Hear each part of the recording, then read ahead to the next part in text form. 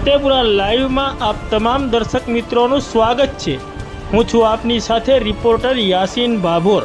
આજના મહત્વના સમાચારની વાત કરીએ તો સહજાનંદ એજ્યુકેશન ટ્રસ્ટ સંચાલિત દાહોદના ગોધરા રોડ ઉપર આવેલી Swami Vivekananda Gyan Shakti tribal residential school of excellence શાળામાં ધોરણ 8માં અભ્યાસ કરતી બલૈયા ગામની વિદ્યાર્થિનીનું સારવાર દરમિયાન મોત નિપજતા પરિવારજનો દ્વારા શાળા ઉપર ગંભીર બેદરકારીના આરોપ લગાવાયા।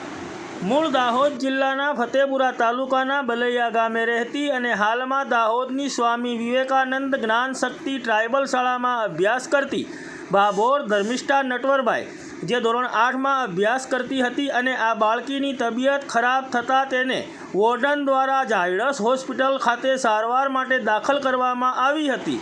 સારવાર દરમિયાન બાળકીનું મોત નિપજતા મામલો ગંભીર બન્યો હતો, ત્યારે શાળાના આચાર્યના જણાવ્યા મુજબ તેની તબિયત ખરાબ થતાં તેને ઝાયડસ હોસ્પિટલમાં એડમિટ કરવામાં આવી હતી અને પરિવારને જાણ કરાતા તેઓ પણ ઝાયડસ હોસ્પિટલ ખાતે આવી ગયા હતા અને પરિવારજનોની હાજરીમાં સારવાર ચાલી રહી હતી ત્યારે બાળકીનું મૃત્યુ થયું હતું।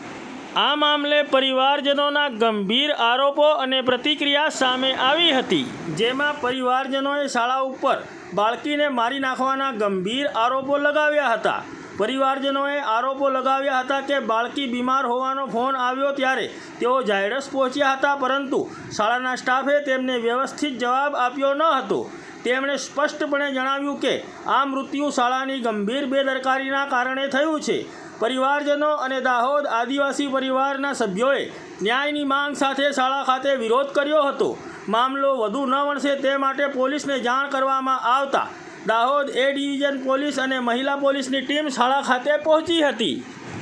હાલ આ મામલે વધુ જાણકારી મળી નથી। વધુ જાણકારી મળ્યેથી આ મામલે વિસ્તૃત અહેવાલ પ્રસિદ્ધ કરવામાં આવશે।